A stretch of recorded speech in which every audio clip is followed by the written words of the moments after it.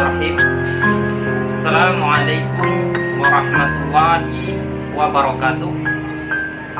Salam sejahtera bagi kita semua. Tabi'un. Alhamdulillah. Assalatu wassalamu ala rasulillahi mustafa wa ala alihi wa sahbihi wa mawala amma ba'd. Faya ibadallah, usi nafsi wa iyyakum bittaqwallah faqad fazzal muttaqun wa la tamutunna illa wa antum muslimun. Fa qala Allah ta'ala fil Qur'anil Karim, ya ayyuhan nas ittaqu rabbakum alladzi khalaqakum min nafsin wahidah wa khalaqa minha zawjaha wa batha minhuma rijalan katsiran wa nisaa'a wattaqullaha alladzi tasaaluna bihi wal arham innallaha kana 'alaykum raqiba. Alhamdulillah, marilah kita senantiasa memanjatkan puja dan puji syukur kita kehadirat Allah Subhanahu wa taala, yang mana pada kesempatan yang sangat berbahagia ini insyaallah kita masih diberikan oleh Allah Subhanahu wa taala sebuah nikmat yang besar, itu nikmat iman, nikmat Islam, dan nikmat kesehatan jasmani maupun rohani yang ada dalam diri kita. Ini yang patut kita syukuri atas apa yang telah Allah berikan kepada kita. Bukankah Allah berfirman di Quran surah Ibrahim ayat ke-7, Bismillahirrahmanirrahim, wa ta'adzana rabbukum la in syakartum la azidannakum wa la in kafartum inna adzabi lasyadid. Dan Allah berfirman, dan bersyukurlah atas apa yang telah aku berikan kepadamu. Jika engkau bersyukur kepada Allah, maka nikmat tersebut akan saya tambah-tambahkan. Dan apabila engkau kufur atas nikmatku kata Allah, maka siksaku amatlah pedih. Kita sebagai umat Islam yang merasa dirinya beriman patut bersyukur atas apa yang telah Allah berikan kepada kita. Kita harus introspeksi diri, muhasabah diri. Adakah rasa syukur itu yang ada dalam diri kita? Rasa syukur itu bukan hanya sekedar di lisan, tapi bagaimana cara kita beramal, cara mengamalkan kepada orang lain. Misal kita mendapatkan rezeki, bukan hanya sekedar alhamdulillah, tidak salah, cuma kurang tepat ketika kita mendapatkan rezeki, kita sedikit sedekahkan kepada saudara kita ataupun saudari kita di luar sana.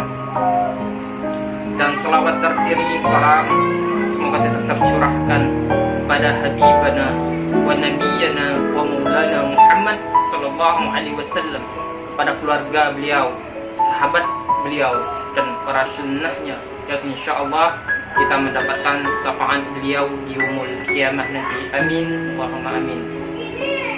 Di sini saya akan sedikit menyampaikan ilmu tentang adab penuntut ilmu. Kita tahu bahwa kita harus mempunyai planning, mempunyai rencana ke depan agar kehidupan kita, keluarga kita, dan keturunan kita lebih baik dan senantiasa beribadah kepada Allah Subhanahu wa taala. Adakah konsep itu yang ada di dalam diri kita? Mari kita muhasabah diri. Bukankah Allah berfirman di Quran surah Az-Zariyat ayat ke-56, "Wa ma khalaqtul jinna wal insa illa liya'budun." Dan tidak aku ciptakan jin dan manusia kata Allah, melainkan segala aktivitas mereka jadikan ibadah di dalamnya.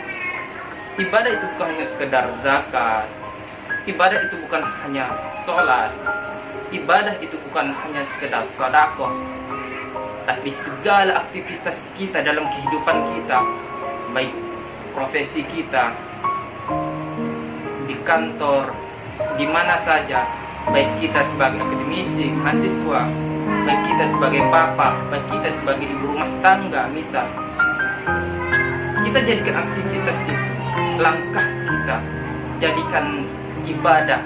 Maksudnya, sertakan nama Allah di dalamnya. Itu yang akan mendapatkan pahala di sisi Allah Subhanahu wa taala. Apa bedanya kita dengan orang-orang kafir jika aktivitas kita itu tidak menjadikan ibadah?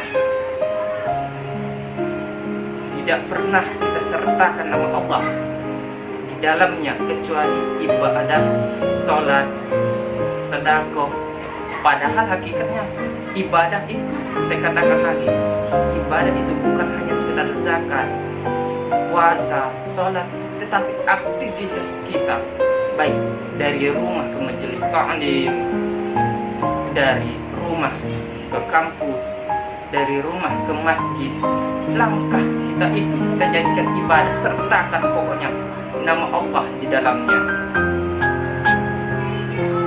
Dan mata ilmu, kata salah satu imam mazhab atau imam Darul Hijrah, Imam Malik bin Anas, beliau mengatakan, pelajari adab sebelum ilmu. Bukankah para ulama, para sahabat Rasulullah SAW, apa yang dipelajari pertama kali? Apakah ilmu? Apa adab? Yang dipelajari oleh ulama salafus saleh, para sahabat Rasulullah SAW, yaitu adab. Para sahabat beliau, sahabat Rasulullah SAW, belajar adab. Ada yang sampai 30 tahun, 40 tahun, dan mereka mempelajari ilmu. Cuma ada yang 15 tahun, ada yang 20 tahun. Ini artinya betapa pentingnya belajar adab sebelum ilmu.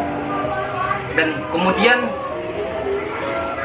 saya ingin menyampaikan sebuah hadis Rasulullah SAW,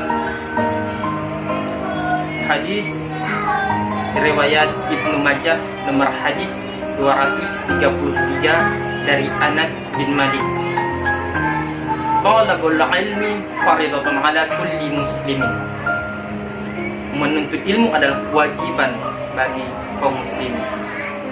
Hadis ini jika dibaca secara kontekstual, ini akan dipahami atau dibaca ini hanya sekedar untuk laki-laki saja. Tetapi pada hakikatnya ketika kita mempelajari ilmu hadis, ini sebenarnya menuntut ilmu adalah kewajiban setiap muslim. Ini adalah laki-laki dan perempuan, tidak peduli dia seorang akademisi atau bukan seorang akademisi, seorang yang sudah tua, yang muda, yang kecil, yang besar, yang kaya, yang miskin, yang merasa dirinya beriman, yang merasa dirinya Islam, dia berkewajiban menuntut ilmu. Yang pertama yang harus kita ketahui adalah ilmu syar'i, itu ilmu agama. Ini sangat penting sekali. Untuk apa? Untuk kehidupan kita, keluarga kita, dan anak turunan kita. Bagaimana kita ibadah dengan baik, sholat dengan baik yang benar sesuai tuntunan Quran dan hadis Rasulullah SAW, jika kita tidak memahami tentang ilmu. Dan kemudian seorang muslimin itu ketika dia mendapatkan ilmu, atau seorang muslim itu tidak cukup mengatakan dirinya beriman, seorang muslimin itu tidak cukup mengatakan dirinya Islam. Seorang muslim itu seharusnya memahami hakikat kehidupannya, memahami yaitu ilmu.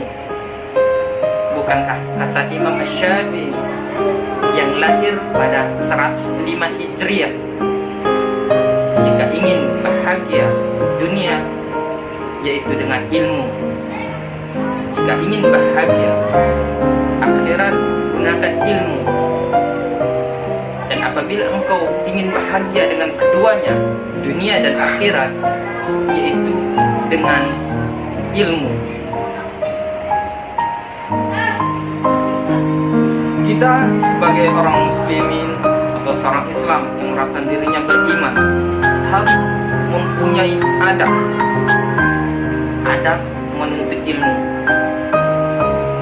Yang pertama, yaitu mengikhlaskan menuntut ilmu karena Allah Subhanahu wa Ta'ala.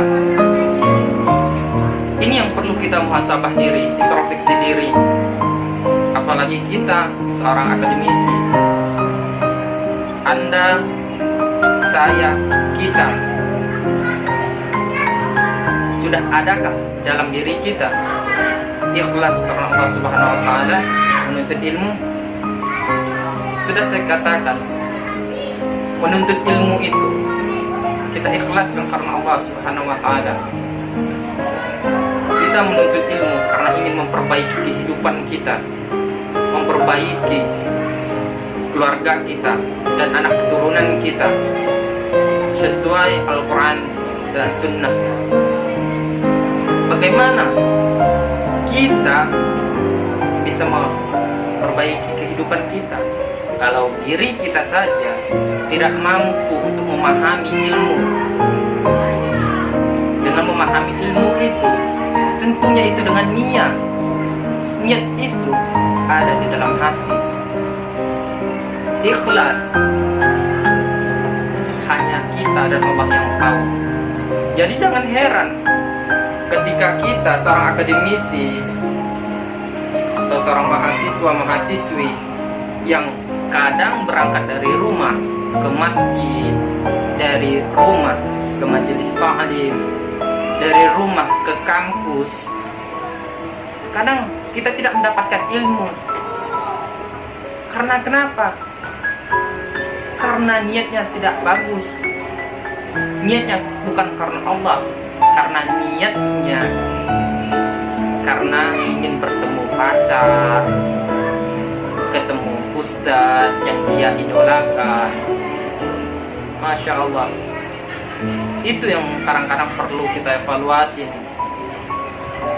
Karena kenapa? Dalam ilmu psikologi ada dua yang perlu kita ketahui, yaitu ilmu intrinsik dan ilmu ekstrinsik. Ilmu intrinsik yaitu ilmu yang ada dalam diri kita, hanya mengumpulkan saja. Kita baca buku dari salah satu filsafat Islam, misal filsafat Al-Kindi, salah satu filsuf Muslim pertama kali. Kita baca buku beliau tentang filsafat. Kita baca hanya mengumpulkan di otak kita untuk menambah-nambah pengetahuan kita, tidak mau diamalkan, dan hanya membaca ingin mendebat orang lain yang tidak diinginkan oleh Quran dan hadis Rasulullah SAW. Itu intrinsik. Dan yang kedua yaitu ilmu ekstrinsik. Ilmu ekstrinsik adalah ilmu yang hanya, kalau bahasa anak sekarang, bahasa milenial, kita bekerja, kita kuliah, yaitu supaya kedepannya kita mendapatkan pekerjaan yang baik. Jadi artinya sebagai jembatannya saja. Apakah kedua itu ada di dalam ajaran Islam? Islam tidak pernah mengajarkan hal yang semacam itu. Keduanya digabungkan oleh Islam, yaitu dengan apa? Dengan niat. Ini yang perlu kita evaluasi. Kita perbaiki niat. Sekali lagi, bahwa kita hidup ini diberi oleh Allah Subhanahu wa Ta'ala kehidupan yang baik dan layak. Untuk apa? Dan Allah menciptakan kita untuk apa? Itu untuk beribadah. Kita menuntut ilmu, gunanya apa? Untuk beribadah. Jadi saya tekankan sekali lagi bahwasanya Allah memerintahkan kita, menciptakan kita untuk beribadah kepada Allah dan menuntut ilmu ikhlas karena Allah. Itu adalah kewajiban bagi kita. Dan ini yang perlu kita evaluasi lagi, teman-teman. Bagaimana ketika kita menuntut ilmu ikhlas karena Allah Subhanahu wa Ta'ala, dari rumah ke masjid dengan langkahnya berzikir, walaupun ustaznya tidak datang, tetapi kita mendapatkan pahala. Sebab kenapa? Karena niat kita ikhlas karena Allah. Tetapi bagi orang yang tidak ikhlas menuntut ilmu, yaitu mereka tidak mendapatkan pahala, melainkan mereka mendapatkan kelelahan, kesusahan, dan tidak mendapatkan pahala. Sebab kenapa? Niatnya mereka bukan ikhlas karena Allah, melainkan ada motif yang lain. Nah, ini yang perlu kita ketahui. Ikhlas karena Allah, menuntut ilmu, bukan karena motif yang lain. Yang kedua, ada penuntut ilmu, yaitu rajin berdoa kepada Allah Subhanahu wa Ta'ala. Bukankah di dalam sebuah hadis Rasulullah SAW, setelah habis sholat subuh, Rasulullah sering berdoa memohon ilmu yang bermanfaat, seperti kita beribadah kepada Allah Subhanahu wa Ta'ala, ingin memperbaiki kehidupan kita, keluarga kita, dan anak keturunan kita.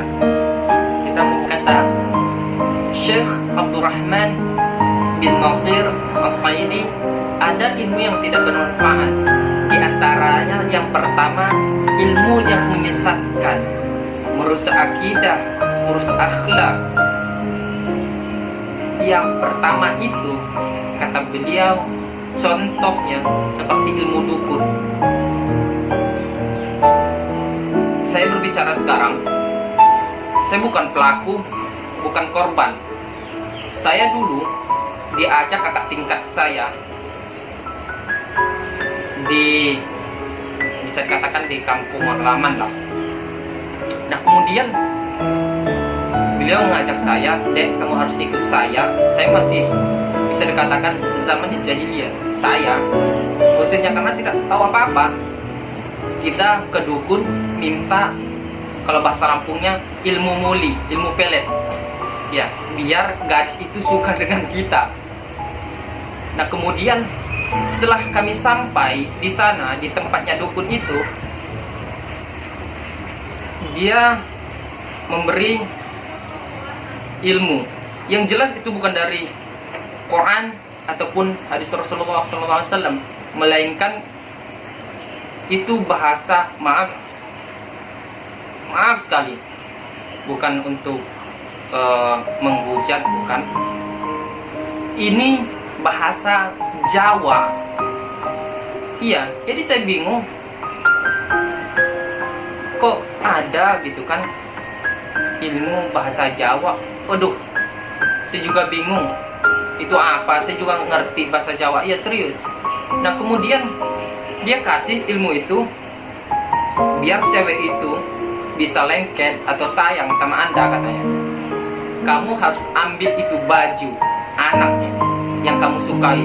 Astagfirullah, kata saya. Kalau saya mau berpikir sekarang, astagfirullah, kok gitu amat ya, kata saya. Mendapatkan cewek yang kita cintai aja harus melakukan hal yang sangat buruk. Nah, kemudian yang lebih bingung, sampai sekarang saya masih ketawa-ketawa kalau masih ingat, itu dukun nyuruh ambil baju.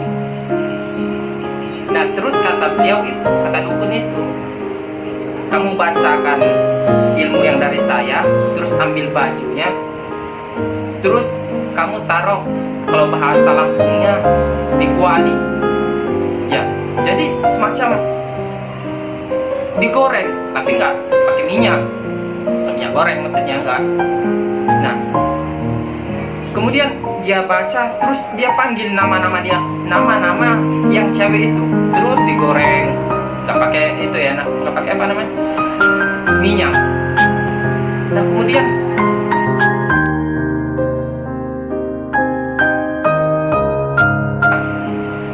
udah, saya belajar sama guru-guru saya di kampung, ini benar nggak astagfirullah, kata beliau, kata guru saya di kampung. Setelah saya tahu ini salah satu kesyirikan, kata beliau. Nah, semenjak itu saya nggak mau ikut lagi dan saya bertaubat. Saya nggak mau ikut lagi hal yang semacam itu. Jadi ini adalah salah satu menjadi pembelajaran bagi kita seorang akademisi. Kita harus tahu, paham ilmu Quran dan hadis. Kita jangan sembarangan mengambil ilmu-ilmu yang tidak bermanfaat, apalagi menyesatkan diri kita. Nah, dan kemudian kata Syekh Abdurrahman bin Nasir Al-Saidi, jadi ilmu yang bermanfaat itu seperti apa? Yaitu ilmu Al-Quran dan hadis Rasulullah SAW yang diamalkan. Itulah kata hadis Rasulullah SAW, khairun nas anfa'uhum linnas, manusia yang baik adalah manusia yang bermanfaat bagi. Dan yang ketiga, seorang penuntut ilmu atau adab seorang penuntut ilmu yaitu bersungguh-sungguh dalam belajar. Tekuni, kita cari ustaz-ustaz yang memang paham Quran, paham hadis, para ulama, para habaib. Kita cari ilmu-ilmu yang bermanfaat dari mereka. Ketika kita belajar dengan seorang ustaz, guru, dosen, dan lain sebagainya yang memberikan manfaat, kita harus mempunyai adab. Kita hormati beliau. Dan kemudian ini yang perlu kita evaluasi juga, bahwasanya kita seorang penuntut ilmu, seorang murid, ini yang terjadi di kalangan masyarakat, terutama di Indonesia. Karena tidak suka dengan ustadz satu, dia lebih mencintai ustadz idolanya. Dia lebih membenar-benarkan ustadz idolanya daripada ustadz yang lain. Dia anggap ustadz idolanya itu yang paling benar dan ustadz yang lain itu paling salah. Dan kemudian ini yang perlu kita evaluasi. Hal yang semacam ini tidak perlu kita lakukan, karena ini salah satu hal yang paling dibenci oleh Allah Subhanahu wa Ta'ala. Ketika adapun ustaz, adapun guru, adapun para ulama, para habaib yang melakukan kesalahan, ini wajar, karena mereka merupakan manusia juga yang pasti tidak luput dari dosa. Dan yang tidak wajar, kita sebagai murid tentunya, sebagai akademisi yang mencari-cari kesalahan guru, itu yang tidak wajar. Itu ya, kadang-kadang gimana ya, kita harus evaluasi, harus kita rubah paradigma berpikir kita. Itu ustadz wajar, saya tekankan sekali lagi, itu wajar ustadz melakukan hal kesalahan, karena itu manusia biasa. Yang tidak wajar kita sebagai akademisi mencari-cari kesalahan guru tersebut. Nah, seharusnya walaupun guru itu salah, kita bicarakan, kita diskusi, kita musyawarah dengan baik, tanpa harus menghujat, tanpa harus memaki. Itu yang perlu kita perbaiki. Nah, ini yang patut kita evaluasi. Seorang penuntut ilmu, saya tekankan sekali lagi, seorang penuntut ilmu, kita harus bersungguh-sungguh belajar. Terus kemudian yang keempat, adab seorang penuntut ilmu itu harus menjauhi kemaksiatan. Bagaimana kita akan mendapatkan ilmu syar'i, ilmu yang bermanfaat bagi kehidupan kita, sedangkan kita selalu bermaksiat? Dari lisan kita yang tidak dibenarkan oleh Allah Subhanahu wa Ta'ala, dari pandangan kita yang tidak dibenarkan oleh Allah Subhanahu wa Ta'ala. Bukankah di Al-Quran, jangan pernah dekati zina, iya kan? Jangan mendekati, menyentuhnya saja tidak, mendekatnya saja tidak boleh, apalagi menyentuhnya. Ini yang salah satu bisa menghilangkan hafalan kita, baik itu hafalan Quran, hadis, dan ilmu lain sebagainya. Dan kemudian yang kelima, mengikat ilmu atau pelajaran dengan tulisan. Kita ini sebagai akademisi, seorang masyarakat biasa, ibu rumah tangga, orang yang kerja PT misalkan, ini ketika kita menuntut ilmu, kita harus membawa buku yang khusus untuk mencatat apa pelajaran yang akan ustadz, ulama, dosen yang kita akan ambil ilmunya. Karena kita manusia biasa, pasti mempunyai keterbatasan. Kita bukan Imam Al-Bukhari, kita bukan Imam Syafi'i yang kadang menghafal, membaca sekali langsung hafal. Kita orang manusia biasa. Nah, ini yang perlu kita evaluasi sekali lagi. Ketika kita menuntut ilmu, kita bawa buku khusus. Untuk apa? Untuk mencatat ilmu-ilmu yang akan diberikan oleh para ustadz, ustazah, ulama, habaib dan orang lain. Yang keenam, yaitu adab seorang penuntut ilmu, yaitu harus mengamalkan, mendakwahkan ilmu itu kepada orang lain. Bukankah hadis Rasulullah SAW, sampaikanlah dariku walaupun itu satu kebenaran, satu kebaikan. Itu perlu kita evaluasi sekali lagi. Ketika kita mendapatkan ilmu, kita amalkan. Ingat kata Imam Syafi'i, imam yang lahir pada 105 Hijriah, beliau mengatakan bahwa ilmu itu bukan yang dihafal, tetapi yang memberi manfaat kepada orang lain. Nah, apa yang kita dapatkan? Ilmu dari dosen, dari guru, para habaib, ulama, kita amalkan.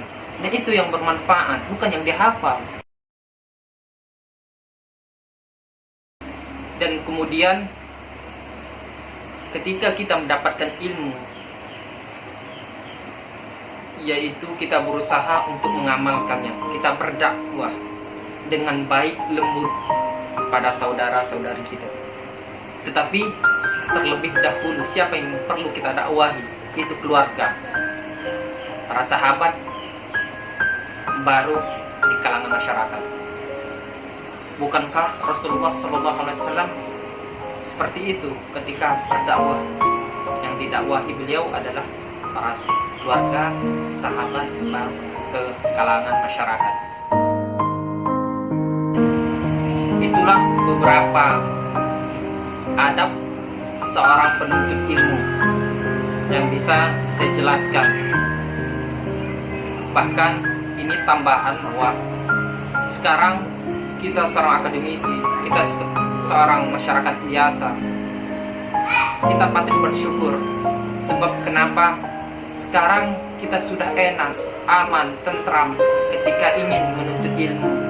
Bayangkan ketika di zamannya Rasulullah SAW, para sahabat-sahabat Rasulullah SAW, para sahabat menuntut ilmu, kadang mereka diinterogasi, bahkan dieksekusi mati ketika mereka masuk Islam atau ikut taklimnya Rasulullah SAW.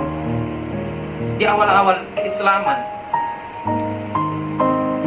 Rasulullah SAW berdakwah di majelis taklim yang Arqam bin Al-Arqam mewakafkan rumahnya untuk taklimnya Rasulullah SAW. Dan kemudian beliau adalah salah satu sahabat yang masuk Islam yang 17, dan usia beliau 17 tahun diajak oleh khalifah pertama, yaitu Abu Bakar Ash-Shiddiq. Dan kemudian salah satu sahabat Rasulullah SAW tidak ikut taklimnya Rasulullah, tidak ikut, tetapi keluarga beliau diketahui masuk Islam dan dibawa oleh orang-orang kafir, keluarganya Ammar bin Yasir, diinterogasi, bahkan dieksekusi mati. ketiganya ibu dan ayah Ammar bin Yasir dan Ammar bin Yasir, mereka bertiga diinterogasi. Ayah dan ibunya meninggal. Karena kenapa? Mereka masuk Islam. Dan orang-orang kafir menyuruh kedua bertiga untuk kembali ke agamanya, ke agama orang-orang kafir. Tetapi mereka tetap teguh di hati mereka, ahad Allah, Islam yang paling benar. Karena tidak puas dengan jawaban tersebut, mereka eksekusi mati ayah dan ibunya Ammar bin Yasir. Ammar bin Yasir dibiarkan, bahkan melihat keduanya, orang tuanya. Apakah Ammar bin Yasir gila? Tidak. Orang-orang kafir melepaskan Ammar bin Yasir. Mereka kira, orang-orang kafir ini kira Ammar bin Yasir ini bakal gila. Tetapi tidak. Ini mereka orang-orang kafir berpikirnya seperti ini. Ini pembelajaran bagi orang-orang Islam, orang-orang yang ikut taklimnya Rasulullah.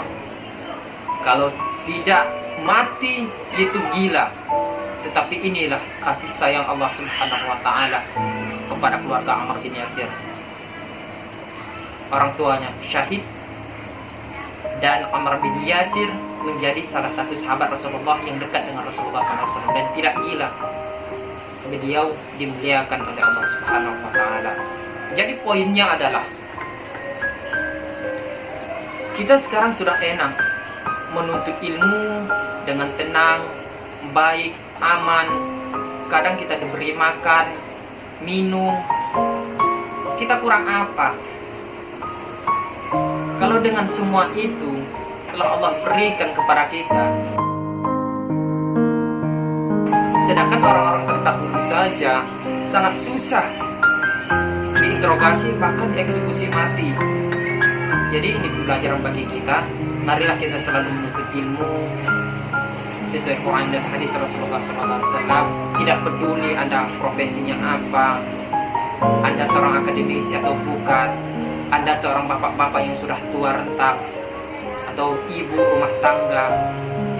Ayo kita mempelajari ilmu syar'i tentunya untuk kehidupan kita, untuk memperbaiki diri kita, keluarga kita, dan keturunan kita. Mungkin itu saja yang bisa sampaikan. Bila saya banyak kesalahan dari lisan saya, perbuatan saya yang kurang berkenan, saya mohon maaf para Allah sekalian. Dan saya akhiri, wassalamualaikum warahmatullahi wabarakatuh.